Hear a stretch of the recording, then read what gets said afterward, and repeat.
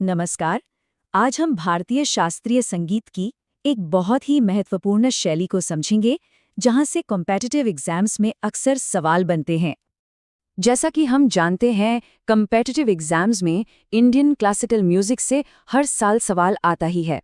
तो चलिए आज कर्नाटक संगीत या कार्नेटिक म्यूजिक को एग्जाम के लिए पूरी तरह से तैयार करते हैं। ठीक है, तो सबसे पहले ये समझते हैं कि कर्नाटक संगीत आखिर है क्या और इसकी शुरुआत कहाँ से हुई।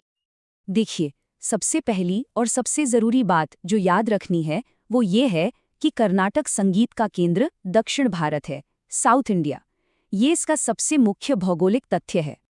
अच्छा, एक और इंटरेस्टिंग बात, ये जो शब्द है ना कर्नाटिक, ये असल में संस्कृत शब्द कर्नाटक संगीतम का ही एक एंग्लिसाइज्ड यानी अंग्रेजी रूप है।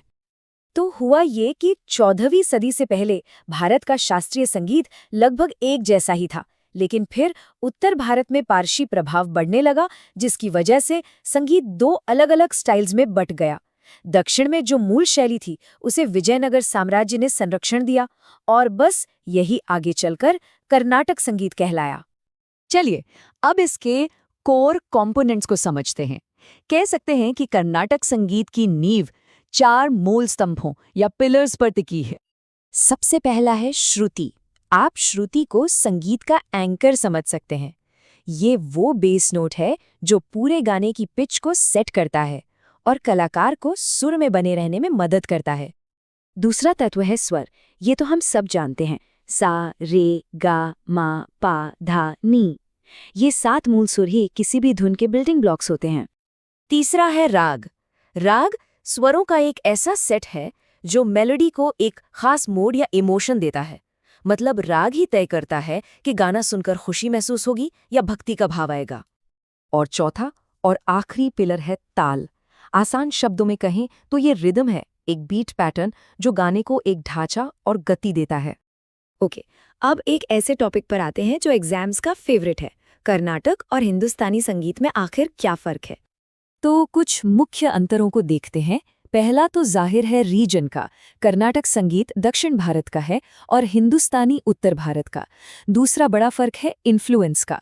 कर्नाटक संगीत ज्यादातर स्वदेशी और भक्तिपूर्ण है, जबकि हिंदुस्तानी संगीत पर आपको फारसी और इस्लामिक प्रभाव दिखेगा। और हाँ, एक बहुत ही महत्वपूर्ण अंतर है, कर्नाटक संगीत में घराना सिस्टम नहीं होता, जो हिंदुस्तानी संगीत का एक प्रमुख हिस्सा है। चलिए अब कुछ ऐसे जरूरी नामों और रचनाओं की बात करते हैं जिनसे सीधे सीधे सवाल बन सकते हैं। ये नाम अच्छे से याद कर लीजिए। पुरंदरदास। इन्हें कर्नाटक संगीत का पितामह या फादर ऑफ कर्नाटक म्यूजिक कहा जाता है। ये एक बहुत ही कॉमन जीके का प्रश्न है। एक बार फिर, पुरंदरदास। अब एक और बहुत ही जरूरी फैक्ट, ये है कर्नाटक संगीत की त्रिमूर्ति या the Trinity of Carnatic music. इसमें 3 महान संगीतकार आते हैं, त्यागराज, मुथुस्वामी दीक्षितर और श्यामा शास्त्री। ये तीनों नाम याद रखने बहुत जरूरी हैं। कर्नाटक संगीत में सबसे आम रचना को कृति कहा जाता है। ये क्या है?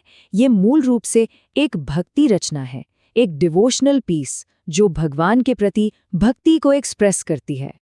एक कृति के स्ट्रक्चर में आमतौर पर 3 हिस्से होते हैं। पहला है पल्लवी, जो मेन थीम है। दूसरा है अनुपल्लवी, जो उसे आगे बढ़ाता है। और तीसरा है चरणम, जो आखिर का और सबसे लंबा हिस्सा होता है, जिसमें रचना का कोर मैसेज होता है। अच्छा, कृति शुरू होने से ठीक पहले अक्सर आलापना होती है। ये क्या है? ये राग का एक धीमा और बिना ताल का विस्तार है, जो कृति के लिए एक माहौल तैयार करता है। चलिए अब जो भी हमने सीखा है उसका एक क्विक रैपिड रिवीजन करते हैं, ताकि ये सारे फैक्ट्स दिमाग में बैठ जाएं। कर्नाटक संगीत का क्षेत्र दक्षिण भारत। 4 मूल तत्व, श्रुति, स्वर, राग और ताल। कर्नाटक संगीत के पितामह पुरंदरदास।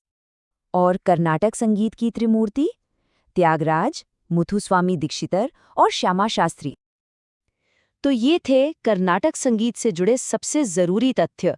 इस टॉपिक से MCQ यानी मल्टी चॉइस क्वेश्चंस आने के पूरे चांसेस हैं। अपनी तैयारी जारी रखिए। All the best.